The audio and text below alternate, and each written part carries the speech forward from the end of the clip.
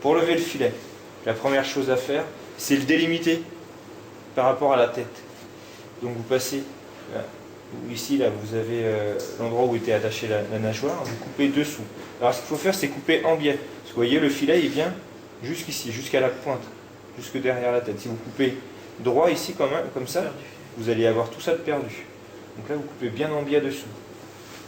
Et vous venez là, jusque à l'extrémité du filet. Donc là, mon filet, il est délimité derrière la tête. Si vous pouvez couper, tac. Je fais la même chose sur l'autre, comme ça les deux sont faits.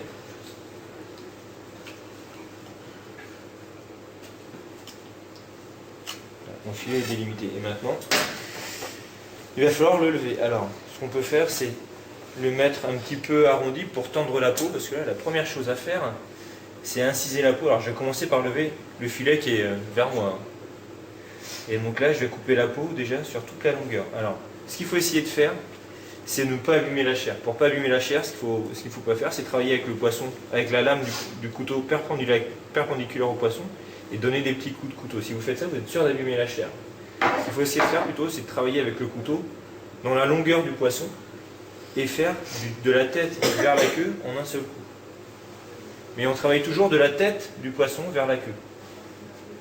Vous voyez, hop, je fais glisser mon couteau jusqu'à l'extrémité. Là, j'ai décollé alors j'ai fait glisser mon couteau là contre les arêtes. Je suis passé juste derrière les arêtes. Et là, vous voyez, il y a les arêtes qui se découvrent. Et maintenant, je vais continuer. Donc, je vais bien chercher la pointe du filet derrière la tête. Et après, pareil, je fais glisser mon couteau sur les arêtes.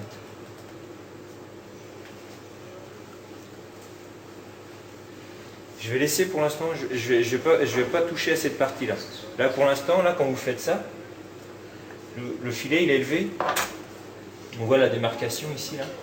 Le filet, il est élevé jusqu'à cette ligne que l'on voit ici, là.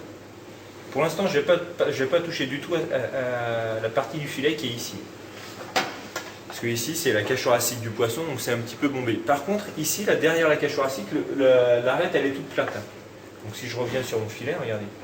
Je fais glisser mon couteau, donc les arêtes se décollent. Et là, derrière, c'est tout plat.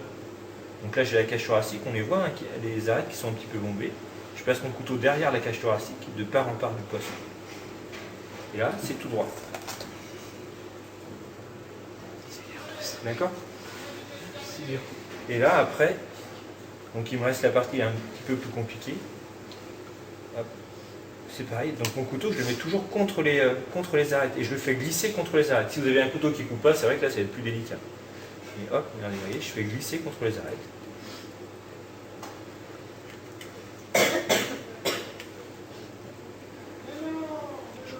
Alors là, les deux filets sont tenus ensemble sur la partie ventrale. Je les sépare en plein milieu. Et mon filet, il est levé. Et normalement, il n'y a plus ou presque pas de chair sur l'arête. Donc ça, c'est le premier filet. Il y en a un deuxième. C'est la même chose, mais de l'autre côté.